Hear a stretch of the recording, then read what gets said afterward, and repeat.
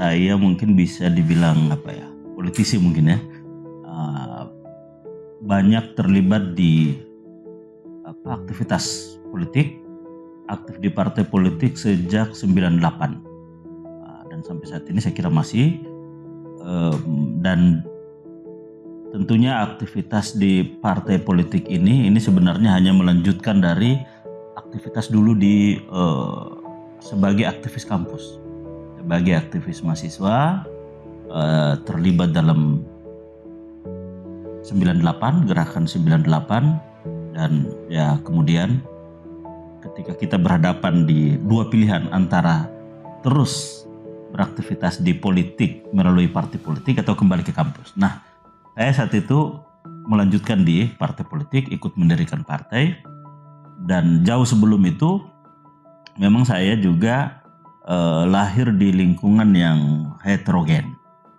Nah, sehingga karena keluarga saya memang latar belakang dari perbedaan agama, suku, sehingga saya itu SD SMP di TK dan SD di Sekolah Kristen Gemi, Gereja Masei Jalal Mahera di Tobelo, Maluku Utara, dan SMP SMA-nya itu di pesantren. Jadi sempat santri selama 6 tahun, kemudian lanjut di Bandung. Nah, di Bandung inilah banyak berinteraksi dalam kaitan dengan kegiatan-kegiatan politik. Jadi kurang lebih seperti itulah.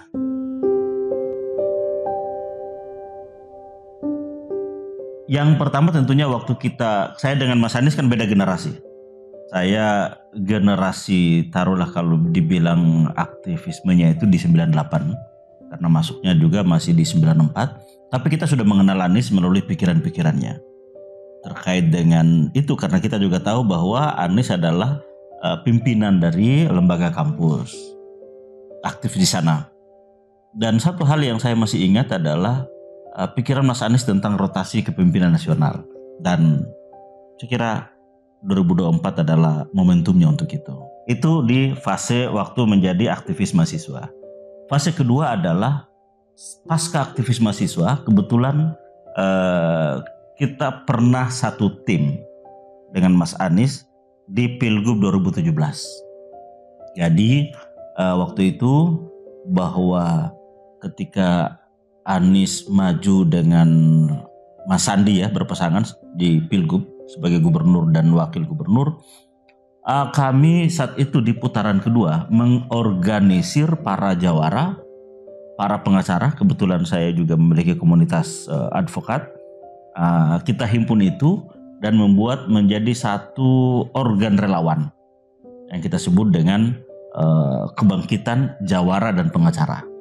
Nah, kita lakukan ini dalam rangka untuk mengamankan suara, sekaligus mengawal proses demokrasi dalam hal ini Pilgub, dan sekaligus menghalau money politik sembako, dan juga kecurangan-kecurangan. Karena kita melihat animo masyarakat bahwa dukungan terhadap Anies ini begitu besar. Yang perlu diamankan adalah mengawal proses ini sehingga clear, mengawal proses ini sehingga bersih, dan dengan proses demokrasi yang bagus, yang clear, ya kita memastikan bahwa Mas Anies yang akan terpilih sebagai gubernur. Dan saya saat itu kebetulan sebagai panglima dari Bang Japar, dan kita hanya ketemu, saya ingat saya 2 kali.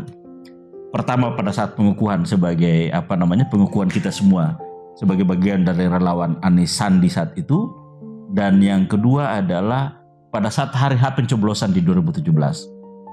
Kebetulan saya berkesempatan menemani Mas Anies sejak sholat subuh sampai dengan waktu itu pemeriksaan beberapa TPS. Dan sekaligus di situ Mas Anies menyampaikan pesan kepada seluruh relawan untuk menjaga dan mengawal TPS. Kira itu.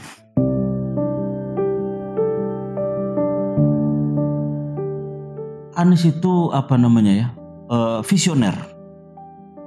Banyak hal-hal yang mungkin orang tidak sadari, tapi dia sudah melakukan jauh ke depan.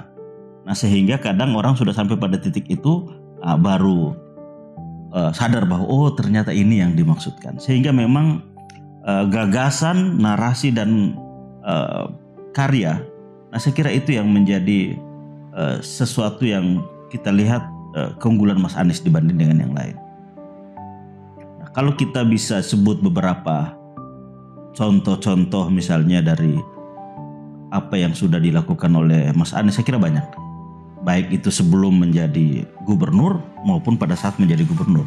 Nah, sebelum menjadi gubernur kita tahu bahwa bagaimana gagasan Mas Anies untuk agar masyarakat kita, siswa-siswa kita di pelosok-pelosok juga menikmati pengajaran yang baik. Nah, sehingga dikirimkanlah berbagai orang-orang hebat untuk mengajar dengan program Indonesia Mengajar. Nah, begitu pula pada saat menjadi gubernur tentunya ada beberapa banyak hal yang terkait dengan rekam jejak yang itu menjadi bagian dari prestasi dan dedikasi serta pengabdian Mas Anies untuk bangsa dan negara ini.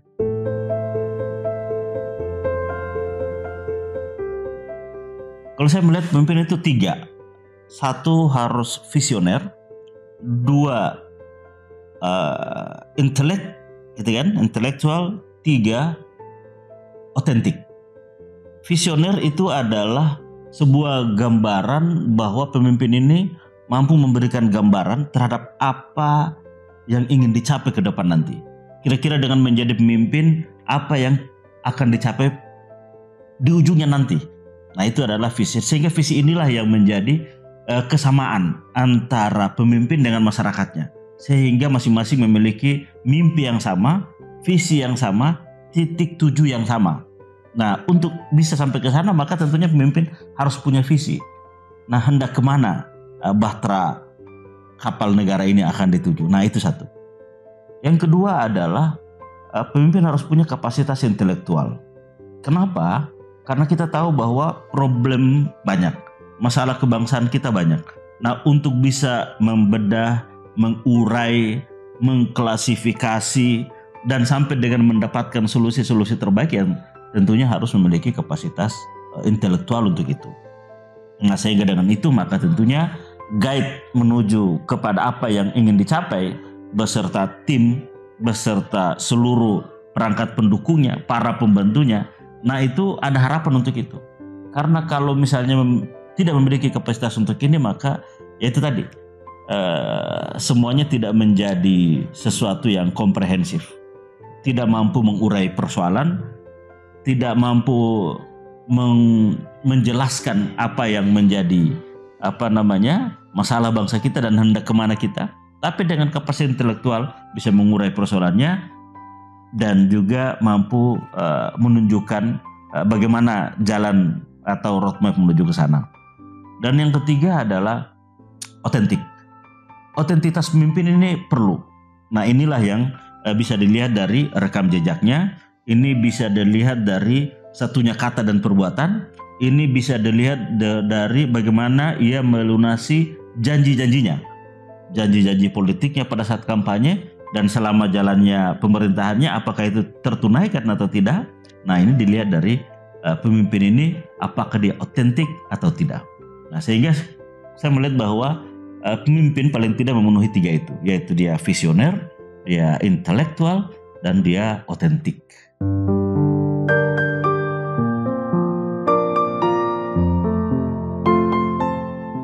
Ya, tentunya Anies Baswedan dong.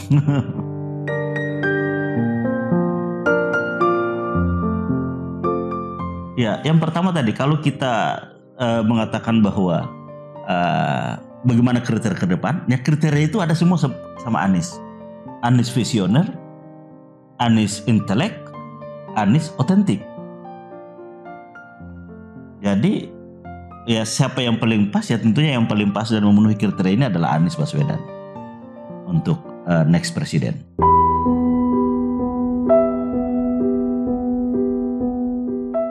Kita melihat bahwa rekam jejak Anies Baswedan ini ya di Jakarta, karena contoh konkret yang bisa dilihat adalah DKI Jakarta. Tentunya sangat banyak. Nah, namun mungkin kita coba batasi pada 3 hal utama yang saya lihat menjadi apa yang selama ini yang diperlukan oleh bangsa kita ini, dan juga tentunya ini juga yang menjadi harapan rakyat. Yang pertama adalah basis kebijakan Anies itu selalu mengedepankan kepentingan masyarakat, para pejuang, ataupun yang memiliki jasa terhadap bangsa dan negara. Nah, ini contoh konkret dari rekam jejak yang bisa kita lihat, misalnya bagaimana kebijakan-kebijakan Anies yang berpihak kepada rakyat. Salah satu contoh yang bisa kita lihat adalah pada kebijakan pembebasan pajak bumi dan bangunan.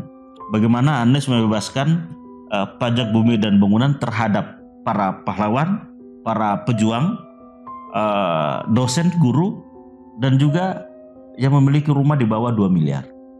Sehingga inilah yang menyelamatkan para tokoh-tokoh kita yang selama ini sudah berjuang untuk negeri ini, yang harus berpindah karena tidak mampu membayar pajak. Nah, inilah yang saya kira salah satu hal Anies cara berpikirnya adalah bagaimana membangun keberpihakan terhadap orang-orang yang telah berjuang dan terhadap masyarakat kecil. Contoh lain misalnya kita lihat Tanah Merah, terus Kampung Bayam, dan lain-lain. Ini adalah contoh konkret keberpihakan Anies terhadap rakyat dan terhadap para pejuang. Itu yang pertama. Yang kedua adalah bagaimana Anies mampu mengintegrasikan kerumitan sistem transportasi di Jakarta. Sudah berapa gubernur gitu, tapi belum menemukan bagaimana mengintegrasikan kepentingan penumpang, kepentingan sopir, kepentingan pemerintah, dan kepentingan pengusaha angkutan. Di lain sisi bagaimana juga mengintegrasikan sehingga orang itu bisa berganti-ganti moda transportasi, berpindah-pindah jalur dengan sistem pembayaran yang begitu banyak, tapi mampu diintegrasikan sehingga semua itu bisa dilakukan dengan hanya satu kali tap. Nah, kita melihat bahwa ya kerumitan ini itu mampu diselesaikan oleh Anies dengan program sistem transportasi yang kita kenal dengan Jaklingko. Bagaimana Anies mampu mengintegrasikan moda transportasi, mengintegrasikan jalur, juga sistem pembayaran, dan juga memenuhi kebutuhan dan kepentingan pemerintah, sopir, dan juga pelaku usaha. Nah, ini saya kira diperlukan intelektualitas untuk bisa mengintegrasikan ini, mengurai persoalan ini, dan menjadikan solusi dari A sampai Z-nya. Dan yang ketiga adalah apa yang sudah disampaikan Anies misalnya dalam pidato meluruskan jalan dan menghadirkan keadilan. Salah satu contoh atau tahapan berikutnya setelah kita bersatu di 28, bersatu di 45, dan seterusnya yang kemudian nantinya kita harus bersatu dalam kemakmuran. Nah, contohnya ini bisa kita lihat melalui rekam jejak Anies Baswedan pada program yang dihadirkan untuk Jakarta Kepulauan. Kita tahu bahwa Jakarta terdiri atas daratan dan yang kedua adalah kepulauan. Dan kepulauan ini ya Kepulauan Seribu, dan satu contoh yang sering disampaikan oleh Mas Anies itu adalah Pulau Sebira. Bagaimana ketimpangan antara yang kepulauan dengan daratan, akses terhadap listrik, air, harga-harga kebutuhan pokok. Tapi ternyata bahwa Anies mampu menghadirkan itu. Mampu menghadirkan atau memenuhi fasilitas kelistrikannya, airnya, dan juga harga yang sama antara di Jakarta Kepulauan dengan di Jakarta Daratan. Sehingga masyarakat di Kepulauan membeli barang-barang kebutuhannya sama harganya dengan yang di Jakarta. Kenapa? Karena Anies memprogramkan apa yang ada di Jakarta, ya kita sebutlah pasar-pasar grosir tersebut, itu dihadirkan juga di pulau-pulau dengan insentif pemerintah, dukungan pemerintah terhadap sistem logistiknya. Sehingga berapa harga yang hadir di pasar grosir di Jakarta Daratan sama dengan yang ada di Jakarta Kepulauan. Dan masyarakat sehingga membeli itu juga dengan harga yang sama. Dan inilah yang disebut dengan kesetaraan atau keadilan sosial bagi seluruh rakyat Indonesia. Pola seperti ini, model seperti ini kurang lebih sama untuk bisa diterapkan dalam konteks yang lebih luas. Kita tahu bahwa harga-harga antara Indonesia Barat dengan Indonesia Timur atau di Jawa dan luar Jawa itu masih mengalami disparitas. Nah, kurang lebih dengan program yang seperti ini atau dalam bahasa Mas Anies adalah kita satu dalam kemakmuran. Nah, ini mampu dihadirkan kesetaraan yang seperti ini. Ini tiga hal yang saya kira perlu disampaikan. Belum lagi misalnya hal-hal yang sifatnya prestatif. Kita tahu bahwa Anies mampu mengangkat bagaimana Jakarta dalam pergaulan internasional. Kehadiran Formula E, kehadiran Jakarta International Stadium itu adalah bagian dari membangun sesuatu yang kelasnya itu adalah internasional. Dan saya kira ya itulah kelas Anies Baswedan.